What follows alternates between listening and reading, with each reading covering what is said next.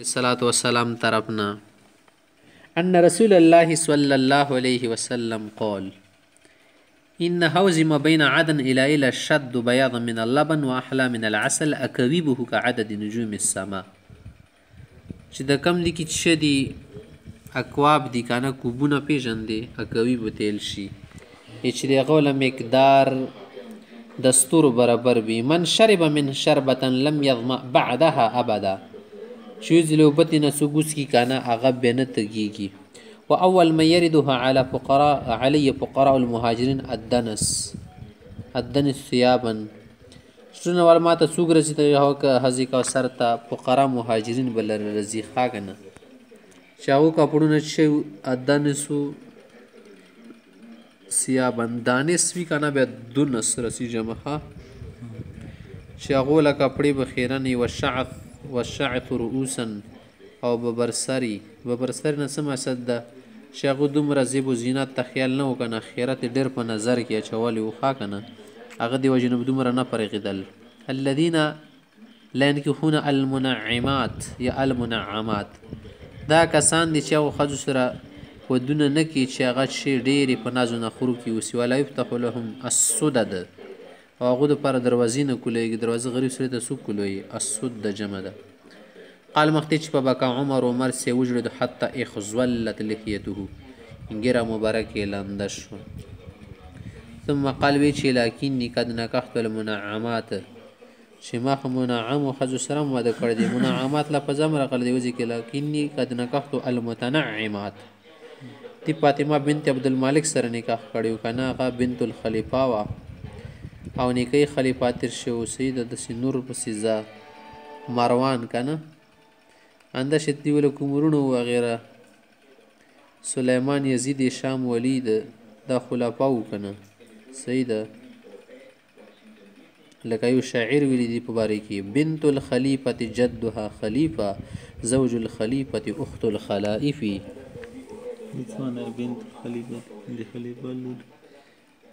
بنت الخلیفة جدها خلیفه خلیفه لور و کنه نکای خلیفه و زوج الخلیفه عمر صاحب خلیفه او خلیفه المؤمنین وکنه اخت الخلائف او ورونه ټول خلیفګانو کنه بدشان نو تیر شي که څه حکمرانو ته چوپ د سوا د فاطمه سره نکاح کړی سیده ته خبر اصل کې خای کنه چې وفتحت وفتحت لي السدد ما ته دروازې کوله او شدي خلا جرم اني لا اغسل ثوبي الذي على جسدي حتى يتسخ چې اني لا اغسل ثوبي الذي على جسدي حتى يتسخ سو پر می کاپړی نه خیره نشي ور نه انځم ولا ادهن راسي حتى يشعث اور پر سر ته تیل نه ورکوم چې کله ششي پراګند وګرځي یعنی چې تیل نه ورکې به خو داسې بل شان دي شي که نه ټیم په تیر شي. انس رضی الله عنه روایت دی فرمایي قال رسول الله صلی الله علیه وسلم پیغمبر علیه الصلاة والسلام فرمایي انس زنده روایت نقل کوي پیغمبر اسلام سے ارشاد دی قال نبی الله قال رسول الله صلی الله علیه وسلم پیغمبر علیه الصلاة والسلام فرمایلی دي ما بین ناحیتی حوزی کما بین صنعاء والمدینه او کما بین المدینه و عمان. زما د حوض کوثر منځ کې کمه فاصله ده که نه اوږدوالی وغیره ده اب څومره یي لکه چې د صنعاء او مدینه والی یا مدینه و عمان لکه والی. دا روایت هم د انس رضی الله تعالی عنه نه روایت تی فرمایي قال نبی الله صلی الله علیه وسلم پیغمبر علیه السلام فرمیلی دی یرا فیه اباریق الذهب والفضه كعدد نجوم السماء چې په دغه حوض کې به د کمې پیالې وي که نه ګیلسونه کوزې وغیره پکې ایښي شي که نه اباریق اکواز اکویب چې کم دي که نه دا د سرو سپینو زرو وي او د ستورو غوندې لکه د تک شین اسماني که نو سپینه شپه وي مزیداره او پکې ښه ډېره تیاره وي بیا ورکې ستوري خلي پړه کېږي صحیح ده. ابو هريره صاحب د پیغمبر علیه السلام نقل کړي دي بیان کړي چې انه اتی المقبره فسلم علی المقبره وی پرې کې پیغمبر علیه الصلاة والسلام مقبرې ته رالو